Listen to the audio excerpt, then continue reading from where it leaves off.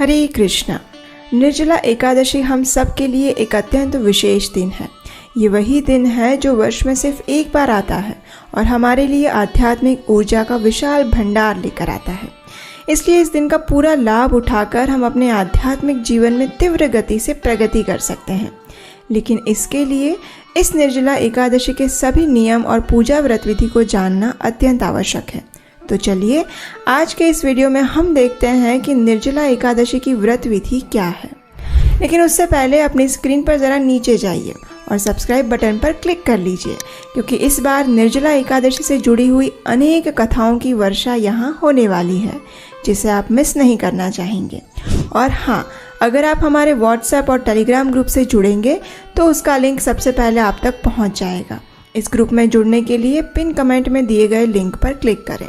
हरिभक्ति विलास में कहा गया है, इत्यं शास्त्र विचारेण शिष्टाचारानुसारतः एकादशी व्यवस्थेयं कृता वैष्णवरस्मता विद्वांसोऽप्यत्र मूढाः स्युर्विना कृष्ण प्रसादतः अतः सदासौ निर्धाय पृष्ट्वा भागवतोत्तमान्।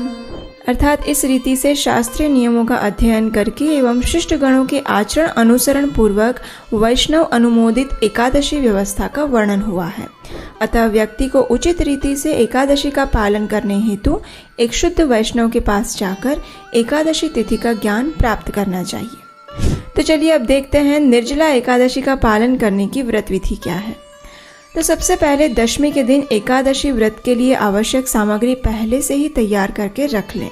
प्रयास करें कि एकादशी के दिन संपूर्ण समय आप घर में रहें, ठंडे स्थान पर रहें। दशमी के दिन देर रात को भारी भोजन ना लें। प्रयास करें कि संध्या के समय यानी 6 से 7 बजे के बीच में अपना रात्रि भोजन ले लें और उसके 2 घंटे बाद यानी 9 बजे तक सो जाएं। तभी आप एकादशी के दिन प्रातः जल्दी उठ पाएंगे। सोने से पहले भगवान श्री कृष्ण से प्रार्थना करें कि कल आने वाली निर्जला एकादशी का पालन करने के लिए वे आपको क्षमता और योग्य चेतना प्रदान करें।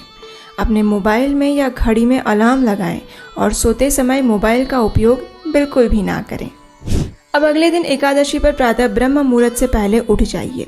उत्तर भारत में ब्रह्म मुहूर्त का समय है 3:48। आप अपने स्थानिक समय के अनुसार इसका पालन कर सकते हैं। अगर आपको ब्रह्म मुहूर्त का समय नहीं पता है तो प्रयास करें कि प्रातः 3-3:30 बजे के आसपास उठ जाइए। अब देखिए, ब्रह्म मुहूर्त से पहले के समय में आप जल पी सकते हैं, इसलिए दांतों को स्वच्छ करना, स्नान करना और आवश्यकता अनुसार जल पीना, ये कार्य आप ब्रह्म मुहूर्त से पहले कर लीजिए। उसके बाद अपने घर में पूजा के स्थान या मंदिर के पास जाइए। उस स्थान को स्वच्छ करिए। अपने गुरु और परम भगवान श्री हरि को याद करते हुए मंदिर खोलिए। प्रतिदिन आप जिस प्रकार विग्रहों की सेवा पूजा करते हैं उसी प्रकार सेवा करिए और फिर भगवान के समक्ष हाथ में गंगा जल लीजिए और निर्जला एकादशी व्रत का संकल्प लीजिए।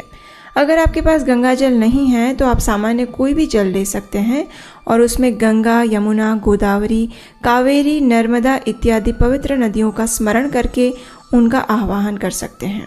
अब संकल्प के समय इस मंत्र का उच्चारण करिए। एकादश्यां निराहारः स्थित्वा अहं परेहनि भोक्ष्यामि पुंडरीकाक्ष शरणं मे भवाच्युत। इसका अर्थ है, एकादशी के दिन मैं भोजन से विरत रहूंगा और अगले दिन ही अन्न ग्रहण करूंगा।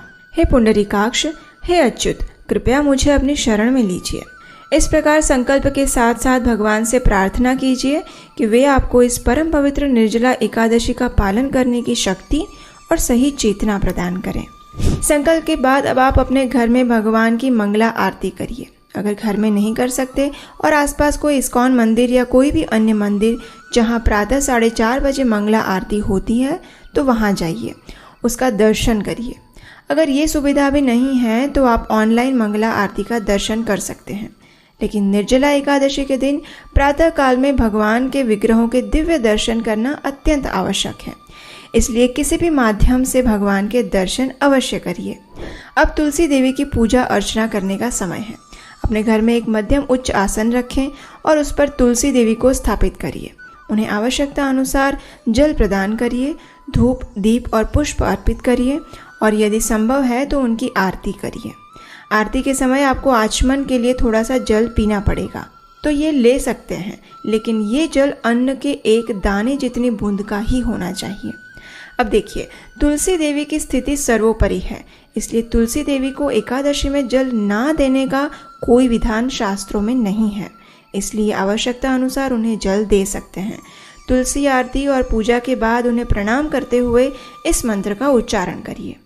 वृंदायै तुलसी देव्यायै प्रियायै केशवस्य च कृष्ण भक्ति प्रदे देवी सत्यवत्यै नमो नमः। इस मंत्र का अर्थ है, हे वृंदे, हे तुलसी देवी, आप भगवान केशव की प्रिया है। हे कृष्ण भक्ति प्रदान करने वाली सत्यवती देवी, आपको मेरा बारंबार प्रणाम है। अब तुलसी देवी के समक्ष बैठकर हरे कृष्ण महामंत्र यानी हरे कृष्ण कृष्ण कृष्ण हरे हरे, हरे राम राम राम हरे हरे, इस महामंत्र का उच्चारण करें। निर्जला एकादशी के दिन प्रत्येक व्यक्ति को हरे कृष्ण महामंत्र की कम से कम 16, 25, 32, 45 या फिर 64 माला का जप करने का संकल्प लेना चाहिए। इसमें से अधिक माला आपको प्रातः काल में तुलसी देवी के समक्ष एक आसन पर बैठकर ही करनी चाहिए और उसके बाद संपूर्ण दिन में जब भी समय मिले हरे कृष्ण महामंत्र की माला का जप कर सकते हैं। निर्जला एकादशी के दिन अन्न के साथ साथ जल का भी त्याग करना होता है, इसलिए इस उपवास को निर्जल उपवास कहते हैं। संपूर्ण दिन किसी भी प्रकार का अन्न, जल, दूध या अन्य कोई भी पेय पदार्थ नहीं लिया जा सकता, लेकिन हाँ, आप भगवान को भोग अवश्य लगा सकते हैं, क्योंकि भगवान तो निर्जला नहीं करते हैं ना, इसलिए। जो व्यक्ति बीमार हैं, वृद्ध हैं, बच्चे हैं, गर्भवती महिलाएं हैं या फिर स्तनपान कराने वाली माताएं हैं, उन्हें बिना जल के निर्जला एकादशी नहीं करनी चाहिए। हाँ, वे अधिक से अधिक मात्रा में हरे कृष्ण महामंत्र का जप कर सकते हैं, श्रीमद् भागवतम और भगवत गीता का पाठ कर सकते हैं और हरि कथा का श्रवण कर सकते हैं। प्रत्येक व्यक्ति को अपने स्वास्थ्य को ध्यान में रखते हुए अपनी विवेक बुद्धि का उपयोग करके ही इस व्रत को रखना चाहिए, क्योंकि इस व्रत में सबसे महत्वपूर्ण है अपनी चेतना को अधिक से अधिक भगवान श्री कृष्ण के चिंतन में लगाना। संपूर्ण दिन के दौरान और विशेषकर दोपहर के समय में स्वयं को अधिक गर्मी वाले स्थान से दूर रखें। अपने शरीर को जितना भी हो ठंडा रखने का प्रयास करें। भक्तों के साथ मिलकर साथ में श्रीमद् भागवतम के 10वें स्कंद से भगवान श्री कृष्ण की बाल लीलाएं पढ़ें और प्रमाणभूत वक्ता से उसकी कथा सुनें। निर्जला एकादशी के दिन भगवान के दिव्य नाम, रूप, गुण और लीलाओं के बारे में पढ़ना और सुनना अत्यंत आवश्यक है। इस विषय में अधिक जानकारी के लिए आप हमारा श्रवण और कीर्तन वाला वीडियो अवश्य देखें, उसका लिंक नीचे डिस्क्रिप्शन बॉक्स में दिया गया है। अब संध्या के समय भगवान के समक्ष और तुलसी देवी के समक्ष घी का दीपक प्रज्वलित करें, अगरबत्ती करें और परिवार के साथ बैठकर हरे कृष्ण महामंत्र का कीर्तन करें। उसके बाद भगवान को संध्या भोग अर्पित करें, रात्रि में शयन करवाएं। अगर आप निर्जला एकादशी के दिन संपूर्ण रात्रि जागरण कर सकते हैं तो ये सर्वोत्तम है, लेकिन अगर नहीं कर सकते तो कोई बात नहीं, आप विश्राम कर सकते हैं। लेकिन मोबाइल के साथ या मूवीज़ के साथ जागरण मत करिएगा, उसका कोई लाभ नहीं होगा। अगले दिन फिर से प्रातः ब्रह्म मुहूर्त में उठ जाइए, स्नान इत्यादि से स्वच्छ होकर मंगला आरती करिए या फिर उसका दर्शन करिए और प्रातः 5:23 से लेकर 10 बजे के बीच में अपना निर्जला एकादशी पारण करिए।